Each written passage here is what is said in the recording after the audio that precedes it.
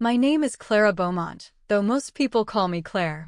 For the better part of my 31 years, I've made my living with fine-tipped pens and watercolor palettes, working as a freelance illustrator from the quiet corner of my apartment that I've designated as a studio. My own family history is a sparse, threadbare tapestry.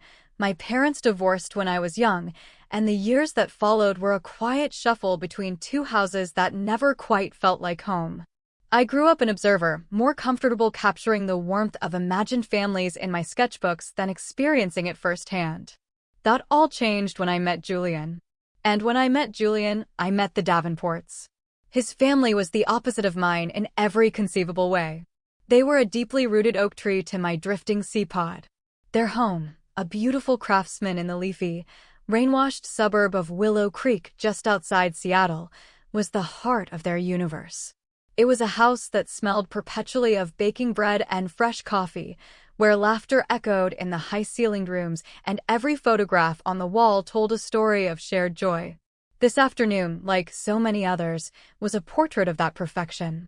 The late October sunlight, a rare and precious commodity in the Pacific Northwest, slanted through the tall fir trees, casting a golden, hazy glow on the Davenports' home. Julian's hand was warm and steady in mine as we walked up the stone path, the familiar weight of a bottle of wine in his other hand. Before we could even press the doorbell, the heavy oak door swung open. "There you are." Isabel Davenport, my mother-in-law, beamed at us. She was a woman of effortless elegance, her silver hair styled in a chic bob, a crisp linen apron tied over her cashmere sweater. The scent of rosemary and garlic wafted from the kitchen, a promise of the feast to come. I leaned in to kiss her cheek, the skin soft as a rose petal. Even after 3 years of marriage to Julian, this unconditional welcome still felt like a miracle, a balm on the old, quiet ache of my own fractured upbringing. "I was starting to worry," she said, her eyes twinkling. "I've made your favorite, Julian. A slow-roasted chicken with all the trimmings." "You say that like I have any other favorite," Julian grinned, reverting to the charming, boyish version of himself that only ever appeared in this house. He was a data analyst for a major tech firm downtown, a man who navigated worlds of complex algorithms and stark logic, but here, he was simply Isabel's son. In the living room, a fire crackled in the grand stone hearth. Julian's sister, Sophia, was curled on the sofa, scrolling through her phone. She was still in her scrubs, a faint air of hospital antiseptic clinging to her. A nurse in the cardiac unit, Sophia was pragmatic and sharp, a stark contrast to her mother's gentle warmth, but always, it seemed, deeply caring. "Claire, you made it," she said, her smile a little tired around the edges. "Sorry, I just finished a 12-hour shift. I'm probably not great company." "Don't be silly," I said, sitting in the armchair opposite her. "You should be resting. Are you taking care of yourself?" Sophia waved a dismissive hand. It was a familiar dance. In her professional capacity, she was hypervigilant about the health of others, yet she often neglected her own. "I'm fine. Just the usual chaos. How's the illustration work coming along? Busy season for you?" "Always," I smiled. "But it's good. I have a new children's book contract, so I can't complain." For me, these moments of easy conversation, of being woven into the fabric of their lives, were a quiet joy. It felt like coming home to a place I'd only ever dreamed of. Isabel, who had managed the finances for a small, prestigious investment firm before she retired, ran her household with the same meticulous care. The first Sunday of every season was reserved for a family dinner. It was a non-negotiable tradition, a sacred ritual that had long preceded my arrival. Being included so seamlessly had been one of the greatest gifts of my marriage. And for dessert, Isabel announced, poking her head out from the kitchen, "I attempted that pear and almond tart you love, Claire. You mentioned wanting the recipe, so I thought we could walk through it together next time." A warmth spread through my chest, chasing away the perpetual autumn chill. She remembered. She always remembered the little things, my favorite flowers, the type of tea I drank, a passing comment about a dessert I'd enjoyed months ago. I felt seen. I felt cherished. "Isabel, that's so thoughtful." Thank you, I said, getting up. Let me help with something. Absolutely not, she chided gently. You're our guest. Relax and enjoy the fire. But, she added with a wink, for our big harvest dinner in a few weeks, I'll be putting you on potato gratin duty. Your version is simply divine. Julian watched us, a look of deep contentment on his face. This was his happiness, seeing the women in his life, his wife, his mother, his sister, coexisting in such perfect harmony. He was a man who prized family above all else, and no matter how demanding his work became, he never missed these seasonal gatherings. Speaking of which, Isabel said, returning to the living room and settling into her favorite wingback chair. Are you two looking after yourselves properly? Julian, you look like you've lost weight. Is that new project at work running you ragged? It's a big one, Mom, but I'm fine, he laughed, though I had noticed it too. There were new, faint lines of fatigue around his eyes. You should have your annual physical soon, just to be safe, Sophia added, her nurse mode activating. We see it all the time. People pushing themselves until something gives.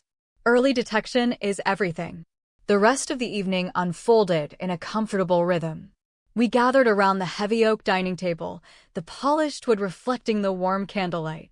We talked about everything and nothing: local politics, a new gallery opening downtown, Sophia's frustrations with hospital administration, and our plans for the upcoming Harvest Festival.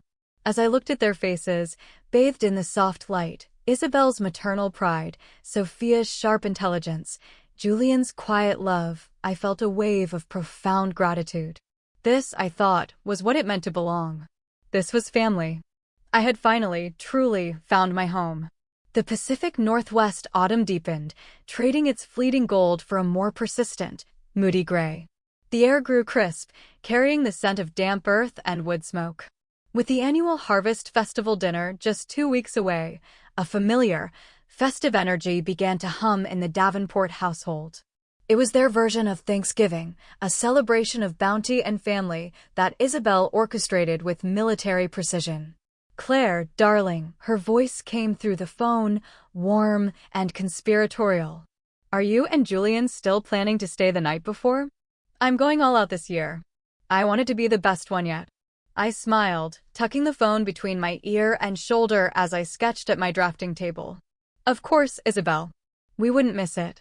I was thinking of trying a new recipe for the gratin, with Gruyere and a hint of nutmeg. Oh, that sounds heavenly.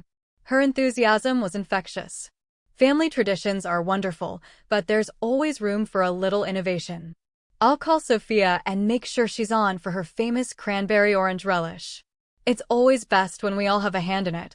That evening, when Julian came home, I relayed the conversation, my own excitement bubbling over. Your mother is a force of nature, I said, wrapping my arms around his waist. I look forward to this dinner all year. He smiled, kissing the top of my head. She adores you, you know. She told me the other day that you're the daughter she always wanted. His words were a comfort, reinforcing the secure reality I had come to cherish. It's going to be a wonderful festival.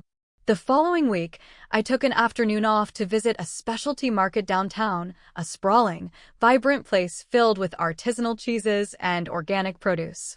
I carefully selected the best potatoes, a wedge of nutty Gruyere, and fresh cream, my mind already on the rich, bubbling dish I would prepare. As I was paying, a familiar voice called my name. Claire. I turned to see Sophia, looking pale and harried in her blue scrubs. She was clearly doing a bit of shopping before a shift, her basket holding 2 energy drinks and a pre-packaged salad. Fancy seeing you here, I said warmly. Getting a head start on the harvest dinner? Something like that, she said, her eyes starting around. Just grabbing a few things. Mom sent me a list. She gestured vaguely.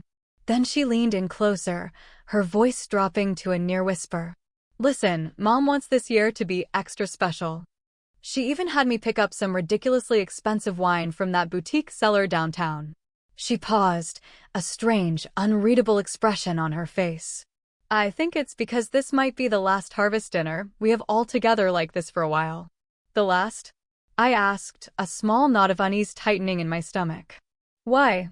Oh, you know, she said quickly, straightening up and forcing a brittle smile. I'm thinking of doing some travel nursing next year.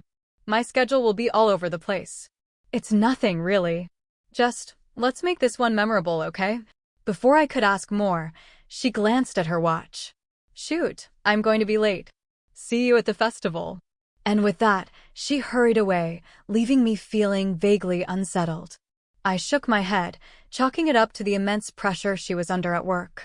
The day before the Harvest Festival, Julian and I drove to Willow Creek. As we pulled into the driveway, the windows of the Davenport house were already steamed up, the air thick with the glorious aroma of roasting poultry. Isabel, flour dusting her cheeks, greeted us at the door. "You're here." "Perfect timing," she said, pulling me into a hug. "The turkey is in its brine. Let's get you settled, and then we can tackle the gratin together." The kitchen was a whirlwind of organized chaos. I rolled up my sleeves and began thinly slicing potatoes, falling into an easy rhythm with Isabel as we chatted about recipes and family stories. The intimacy between us felt so natural, so real. "One day, when Julian and I have our own little ones, you'll have to teach me all your secrets," I said, only half joking. Isabel's smile was gentle, but her eyes held a flicker of something I couldn't quite name. "Of course, dear. But I hope you'll always come here to celebrate. A family belongs together." Late that afternoon, Sophia arrived home from the hospital, carrying a heavy canvas tote bag from which the necks of several wine bottles protruded. "Welcome home, sis," Julian said, taking the bag from her. "Looks like you're ready for a party. This year really is special, isn't it?" Sophia's smile was brief and tight. "You could say that. Mom, I got that vintage you wanted. The one from the vineyard in the valley." Isabel turned from the stove, her face lighting up. "Wonderful. Oh, Claire, you'll love this wine. It's a very rare Pinot Noir. We've been saving the occasion." After a simple supper, the four of us gathered in the living room to finalize the next day's schedule. Isabel, ever the planner, consulted a meticulously written timeline. "The turkey goes into the oven at dawn, 6 a.m. sharp," she declared. "Side dishes commence at 8. Claire, your gratin should go in around 10:30 to be perfect for 3 o'clock. I'll make my cranberry relish first thing in the morning," Sophia added. She then turned to me, her expression one of professional concern. "How have you been feeling lately, Claire? You look a bit pale." "I'm fine," I answered, a little surprised. "Just the usual end-of-year rush with work." It was true, I had been burning the midnight oil to meet a deadline. "Don't overdo it," Isabel said, her voice laced with genuine worry. "Tomorrow is for relaxing and eating. You need to build up your strength." "That's right." Sophia clapped her hands together with forced brightness. "And wait until you try Mom's pumpkin chiffon pie. She used a special blend of spices this year." Julian rested his hand on my shoulder, his touch warm and reassuring. "It makes me so happy, seeing you all together," he murmured, his voice soft enough for only me to hear. As the evening wound down, we all headed upstairs. Julian and I were in the guest room, a cozy space with a view of the sprawling, dark garden. It felt as familiar and comfortable as our own bedroom. "I can't wait for tomorrow," I sighed, sinking onto the plush duvet. "To be surrounded by so much love, it's everything I ever wanted." Julian took my hand, his grip firm. "I'm glad you love them, Claire. Because they truly love you. Mom and Sophia think of you as real family." Outside the window, the night was still and quiet, pregnant with the promise of the coming celebration. Tomorrow would be a perfect day, filled with Isabel's incredible food, Sophia's attentiveness, and the unwavering warmth of the family I was so lucky to have. I fell asleep with a heart full of happiness, drifting on a sea of contentment. The first hint of dawn was a pearlescent gray against the window pane when the gentle chime of Isabel's alarm clock sounded from down the hall. It was 5:30. In the Davenport house, the Harvest Festival began before the sun. I woke soon after, the tantalizing aroma of coffee already brewing, and made my way to the kitchen to start on the gratin. "Good morning, sleepyhead," Isabel greeted me with a warm mug. "Sleep well." "Like a log, thank you," I replied. "I hope this gratin lives up to the hype." "Nonsense, dear, you're a natural," she encouraged, her hands already busy seasoning the enormous turkey. My first few attempts were a disaster. The morning passed in a happy, productive blur. The kitchen became the bustling heart of the home, filled with the sounds of chopping, whisking, and near-constant laughter. Julian was tasked with the heavy lifting and frequent taste testing, while Sophia moved with the brisk efficiency of a seasoned nurse, preparing several vegetable sides at once. "Something smells divine," I said, peering at the turkey as Isabel basted it. "This one looks even better than last year's." "It's the secret family spice rub," she confided with a theatrical wink. By 3 in the afternoon, the feast was complete. The dining table groaned under the weight of the magnificent, golden-brown turkey, surrounded by a colorful constellation of dishes: my creamy potato gratin, green bean casserole with crispy onions, Sophia's jewel-toned cranberry relish, and fluffy mashed potatoes. "A toast," Julian said, raising his glass of sparkling cider, as I was avoiding alcohol to stay sharp for a Monday deadline. "To family, to the harvest, and to my incredible mother for making this all happen. We are grateful." "Cheers!" Our voices rang out in unison. Isabel moved around the table, pouring the special Pinot Noir for herself, Julian, and Sophia. The wine was a deep, velvety red, and it filled the room with the rich scent of dark cherries and earth. "Oh," I said, after Julian insisted I have just a tiny sip from his glass to taste it. "That's quite sharp. Almost acidic." "Really?" Julian took the glass back, swirled it, and took a sip himself. Seems perfect to me." Then, in a gesture so smooth I almost missed it, he picked up the glass of water next to my plate and swapped it with his wine. "Here, you have the water. Don't want you getting a headache." "Oh, Claire, I'm so sorry," Isabel said, her face a mask of concern. "Is the wine not to your liking?" No, it's fine," I said quickly. "I'm probably just a bit tired." "It's lovely." The meal continued joyfully, the conversation flowing easily from family anecdotes to future plans. But partway through, a strange, heavy lethargy began to creep over me. My limbs felt weighted, and my head was fuzzy as if wrapped in cotton wool. "Time for pie," Sophia announced, emerging from the kitchen with a magnificent pumpkin chiffon creation. "You look like you're about to fall asleep in your plate," Julian chuckled, taking my dessert plate and cutting the slice of pie in half before handing it back to me. "Just have a little. No need to force it." I was grateful for his consideration. I must have eaten too much. The drowsiness was becoming overwhelming. As we nibbled on our dessert, Sophia turned the conversation back to a familiar topic. "By the way, Julian," she said, her tone casual, "did you ever get that full workup done at your physical? The advanced metabolic panel?" "I did, last month," Julian replied, his voice even. "Everything came back perfectly normal. Even your insulin and glucose levels," she pressed a little too insistently. "No signs of prediabetes or anything?" "Crystal clear," he said. "My doctor said I have the blood sugar of a teenager." "Oh, that's a relief," Isabel sighed, placing a hand over her heart. "With all the stress you're under, one can never be too careful. Health is the only true wealth." By 9 o'clock, after the last dish was washed and put away, I was exhausted beyond measure. "Thank you so much for today," I said, taking Isabel's hands in mine. "It was truly a perfect day." "Thank you for being part of it, dear," she said, her eyes looking misty. "This family wouldn't be complete without you." Back in the guest room, a wave of dizziness washed over me as I sat on the bed. "I feel so strangely sleepy," I mumbled. "It was a big day," Julian said gently, helping me under the covers. "Get some rest." I was asleep before my head hit the pillow, plunging into a deep, dreamless void. But it wasn't a restful sleep. It was a heavy, suffocating darkness. Sometime later, in the dead of night, a sound penetrated the fog in my mind. Faint footsteps in the hallway. At first, I dismissed it as part of a dream, but the sound grew closer, more distinct. The slow, deliberate creak of floorboards just outside our door. I tried to wake up, to open my eyes, but my body felt like lead. A primal fear began to pulse through me. I tried to reach for Julian, to call his name, but my lips wouldn't form the words. Then a sudden pressure on my arm. Julian's hand. "Don't move," he whispered, his voice a ghost of a sound right next to my ear. "Whatever you hear, whatever happens, keep pretending you're asleep." Panic, cold and sharp, pierced through my drowsiness. What? Why? I tried to ask, but only a choked whimper escaped. We have to see this through. His voice was tight with a tension that terrified me. Trust me, Claire. The doorknob turned with an agonizingly slow click. My heart hammered against my ribs, a frantic bird trapped in a cage.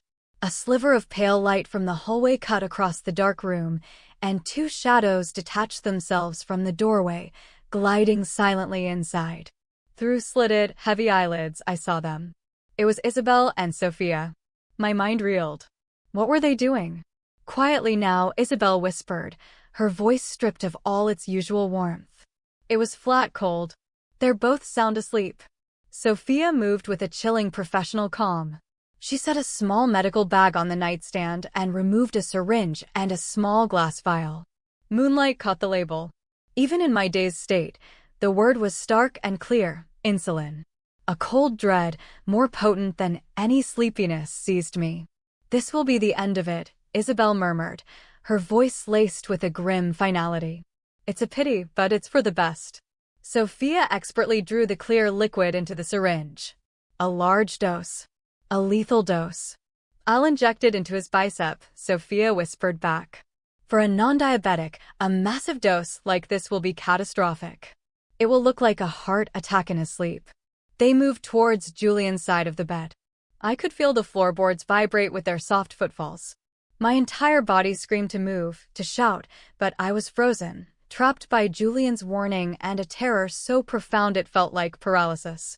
Sophia raised the syringe. The needle glinted in the moonlight, a tiny, silver fong aimed at my husband's arm. The tip was just about to break the skin when... I don't think so. Julian's voice was like a gunshot in the silent room. He shot up, his movements impossibly fast, and his hand clamped around Sophia's wrist like a vice. The syringe flew from her grasp, clattering to the hardwood floor and spilling its deadly contents. Isabel let out a strangled gasp. I scrambled upright, the fog in my head finally shattered by adrenaline. Julian. What are you doing? Sophia stammered, her face a canvas of pure shock. How are you awake? Because I've been awake to your whole disgusting plan for weeks, Julian said, his voice dangerously calm as he twisted the syringe from her grip. Isabel made a move for the door, but Julian's voice stopped her dead. Don't even think about it, Mother. I'm calling the police. Son, you don't understand. Isabel pleaded, her voice cracking. This is all a misunderstanding. We were just...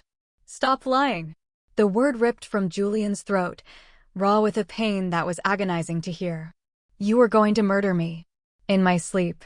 I trembled, pressing close to his side, the full, monstrous reality of the situation crashing down on me. I don't believe this, I whispered, tears blurring my vision. Why? The life insurance, Sophia spat, her shock giving way to a bitter defiance. The $2 million policy. It was the perfect plan. Perfect.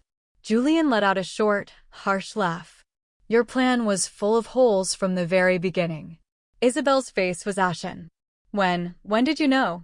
It started a month ago, Julian said, his eyes hard as flint. The way you started pushing for me to increase my life insurance, Mom. The way you kept using the phrase, in case of the unthinkable. And you, Sophia, he said, turning his gaze on his sister. Your questions about my health. They weren't about caring. They were about information gathering. You needed to confirm I wasn't diabetic for your plan to work. He held up his phone. You underestimated me. I'm a data analyst. I analyze patterns for a living. And the pattern of your behavior was screaming red alert. The room was thick with a tension so heavy it was hard to breathe. The people I had loved, the family I had cherished, were strangers. Killers. I'm calling 911, Julian said, his thumb hovering over the screen. I'm having you both arrested for attempted murder. Wait, Julian, please, Isabel sobbed, her composure finally crumbling. We needed the money. You have no idea what kind of trouble we're in. Trouble? I found my voice, and it was shaking with rage. Does trouble give you the right to kill someone? I trusted you. I loved you. Julian's thumb pressed down on the screen. I thought you were my family, he said, his own voice breaking. The beautiful, warm harvest night had curdled into the ugliest of nightmares. The wail of sirens sliced through the serene quiet of Willow Creek, a sound so alien in this peaceful neighborhood it felt like a violation. Red and blue lights pulsed against the guest room window, painting the horrific tableau in strobing, garish colors. Heavy footsteps pounded up the stairs, and moments later, two uniformed officers stood in the doorway, their faces grim as they took in the scene. "Can someone please explain what's going on here?" the older officer asked, his hand resting on his service weapon. Julian, still holding Sophia's arm in a firm grip, began to speak, his voice steady despite the tremor of rage I could feel running through him. "These two, my mother and sister, just attempted to murder me with an overdose of insulin. The evidence is on the floor." He pointed to the syringe and the shattered vial. "Son, it's not what it looks like," Isabel whimpered, her face streaked with tears. "We were just checking on you, Enough lies," Julian cut her off sharply. "I have the entire thing on audio." He showed his phone to the officer. The screen displayed a running voice recorder app. He tapped the playback button, and the chilling whispers filled the room. "This will be the end of it. For a non-diabetic, a massive dose like this will be catastrophic." The officer's expression hardened. "When did you start this recording, sir?" "The moment they entered the room. I recorded everything while I pretended to be asleep." Sophia let out a long, shuddering sigh, a sound of utter defeat. "It was a perfect plan." "How did you know for sure?" "It wasn't just your weird questions," Julian explained, his arm tightening around my shoulders. "After Mom's third call about the insurance broker, I started looking deeper. You gave me the password to your laptop years ago, Sophia. For emergencies. You never changed it." He swiped through photos on his phone, showing them to the officer. They were screenshots. Purchase histories from an online pharmacy, showing Sophia had been buying large quantities of insulin for months. "There's no reason for a cardiac nurse to be personally purchasing this much insulin," Julian stated flatly. "And when I cross-referenced the purchase dates, they were always the day before our seasonal family dinners." A wave of nausea washed over me. "You mean, you've been planning this for a long time?" "We tried," Sophia admitted, her voice devoid of emotion. "But the timing was never right. You never stayed the night. We thought the Harvest Festival was our one perfect chance." "But why?" I cried, the tears I'd been holding back finally spilling over. "Why would you do this to us?" It was Isabel who answered, her voice heavy with shame. "Money. We needed the money from Julian's life insurance policy." "For what?" Julian demanded. "Debts," she whispered, looking at the floor. "I made some catastrophic investments after I retired. Tried to chase my losses. I owe people, dangerous people. We were going to lose the house, everything. And I was about to be fired," Sophia added, her tone brittle. "They suspect me of skimming narcotics at the hospital. An investigation was starting. With enough money, we could have disappeared. Started over. So you decided to kill me for it?" Julian's voice was incredulous, laced with a pain so deep it was almost physical. "I'm so sorry, Julian," Isabel wept, collapsing onto the floor. "But we were desperate. There was no other way." The officer retrieved the syringe and vial, placing them in an evidence bag. "An insulin overdose is a lethal weapon," he said grimly. "This is premeditated attempted murder." "And what about your wife, sir? What was the plan for her?" "They put a sedative in her wine," Julian said, his voice turning to ice. "I saw Mom do it when she was in the kitchen. She thought I wasn't looking. That's why I switched our glasses." My blood ran cold. I looked at Isabel, at the woman who had called me her daughter. "You were going to let me die, too?" "We couldn't have a witness," Sophia said, her eyes chillingly pragmatic. "You're monsters," I whispered, the words feeling utterly inadequate. "You pretended to be a family. You pretended to love us." "But I did love you," Isabel sobbed, sinking to her knees. "In my own way, I truly did. Love." Julian's voice was a raw wound. "You don't try to kill the people you love." The second officer produced 2 pairs of handcuffs. "Isabel Davenport. Sophia Davenport. You are under arrest for conspiracy and attempted murder." As they were being led away, Isabel looked back over her shoulder, her face a ruin of despair. "Julian, I'm so sorry. I failed you. I failed as a mother. Julian didn't answer. He just stood there, a statue carved from grief and anger. When the sound of their footsteps and the closing of the front door finally faded, a profound, deafening silence fell over the house. I clung to Julian, shaking uncontrollably. "You knew," I whispered into his chest. "You knew, and you waited until tonight. You let them get that close." He held me tighter, his own body trembling. "I had to, Claire. I needed absolute proof. A suspicion, even a strong one, wouldn't have been enough. They would have talked their way out of it.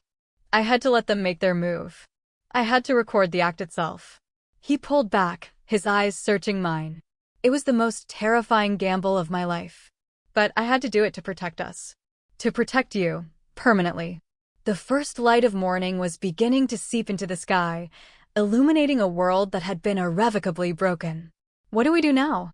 I murmured, looking around the beautiful room that now felt like a crime scene. "We start over," Julian said, his voice firm with a new, hard-won resolve. He wiped the tears from my cheeks with his thumb. "Just the two of us. Our real family." Outside, the sun rose on the day after the harvest festival, but for us, it was the dawn of a completely different life. 1 year later, the scent of salt and pine filled the air of our small cottage in Seabrook, a quiet town on the Oregon coast. The late October light, soft and diffused by a coastal haze, filtered through the window, illuminating the two place settings on our simple wooden table. A small, perfectly roasted chicken sat between them, a modest but heartfelt echo of a feast from another lifetime. "To us," Julian said, raising his glass of sparkling apple cider. "To new beginnings." "To us," I echoed, my hand resting protectively on the gentle curve of my belly. Our son was due in December. It had been a year of wreckage and reconstruction. Isabel and Sophia Davenport were serving sentences of 20 years to life for attempted murder. Their trial had been a grim, surreal affair. I remembered Isabel's final, chilling statement from the stand. "In the end, all that matters is survival. Love is a luxury you can't afford when your back is against the wall." Her words had extinguished the last ember of affection I'd held for the woman I once called mother. We never returned to the house in Willow Creek. We sold our apartment in Seattle, packed what mattered, and left the rest behind. We drove south until the landscape felt different enough, until the air tasted new. A friend had asked me a few months ago how it felt to have your trust so completely shattered. "Like falling through ice," I had answered honestly. "But then, you discover who is willing to jump into the freezing water to pull you out." I learned that family isn't about the people who are supposed to love you. It's about the person who proves they do. Julian had found a new job, working remotely as a security consultant for a firm that specialized in protecting vulnerable individuals. The horror of what happened had forged a new purpose in him. He was fiercely dedicated to building systems that shielded people from the monsters that hide in plain sight. "I'm so glad it was you," he said now, his hand covering mine on the table. "If you hadn't trusted me that night, if you had panicked," he trailed off, the unspoken horror still hanging in the air between us. "And you," I said, my eyes welling with tears. "Taking that risk. For me. For us." We had a bond now that was forged in fire, a quiet, unbreakable trust that had no need for grand pronouncements or lavish traditions. It was built in the small moments, the way he'd bring me a cup of tea without asking, the way I knew the sound of his footsteps on the porch, the shared silence as we watched the waves crash on the shore.